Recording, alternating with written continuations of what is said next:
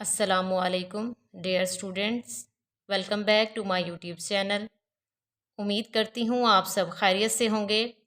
آج ہم بات کریں گے عربی زبان و ادب کے بارے میں، جس میں ہم کلمہ اور اس کی اقسام کے بارے میں پڑھیں گے کہ کلمہ کیا ہے، اس کی اقسام کون کون سی ہیں اور ان کا عمل کیا ہے، اور ان کی مثالیں بھی آپ کے ساتھ ڈسکس کریں گے۔ سب سے پہلے ہم دیکھتے ہیں کلمہ۔ کلمہ کسے کہتے ہیں؟ ہر بامعنی لفظ کو اور جو مفرد فرد کی زبان سے نکلے اس کو کلمہ کہتے ہیں۔ ہر بامعنی لفظ کو کلمہ کہتے ہیں، جیسے مالکن بادشاہ، راجلن آدمی۔ ٹھیک ہے، یہ کلمے کی مثالیں ہیں۔ اس کے بعد ہم دیکھتے ہیں کلمے کی اقسام۔ کلمے کی اقسام کون کون سی ہیں اور ان کا کیا عمل ہے؟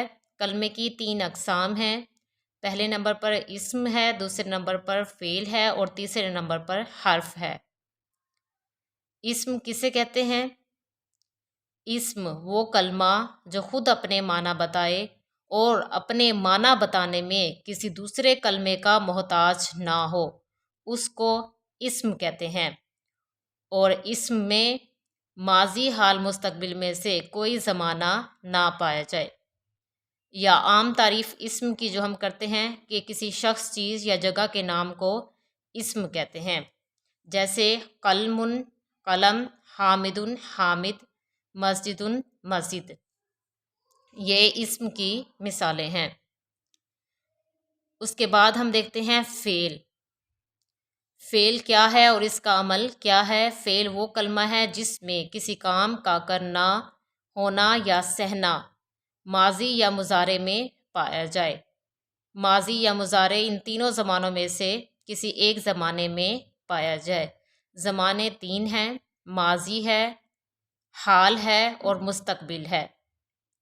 فعل وہ کلمہ ہے جس میں کسی کام کا کرنا، ہونا یا سہنا موجودہ یا آنے والے زمانے میں پایا جائے، اس کو فعل کہتے ہیں۔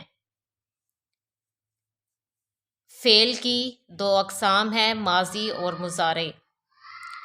ماضی وہ ہے جس میں کسی کام کا کرنا، ہونا یا سہنا گزرے ہوئے زمانے میں پایا جائے، جبکہ مضارع وہ ہے جس میں کسی کام کا کرنا، ہونا یا سہنا موجودہ یا آنے والے زمانے میں پایا جائے۔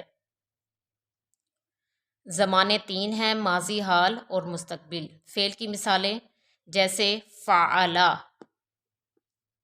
جیسے ذہبا وہ گیا، فعلا اس نے کیا، ٹھیک ہے، ناصرہ اس نے مدد کی۔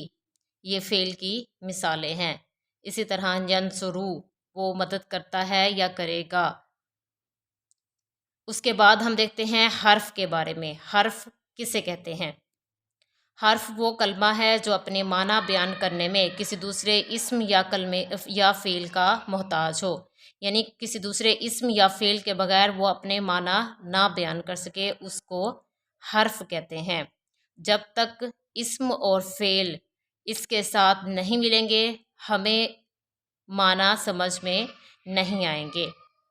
حرف کی مثال جیسے ان، من، الا، الا، فی وغیرہ، یعنی سے، پر، اوپر، فی، یہ وہ الفاظ ہیں جب تک ان کے ساتھ اسم اور فعل نہیں ملتے تب تک یہ ہمیں سمجھ میں نہیں آتے۔ حرف کو سمجھنے کے لیے، جملے کو سمجھنے کے لیے، کلمے کو سمجھنے کے لیے اسم اور فعل کا حرف کے ساتھ ہونا ضروری ہے۔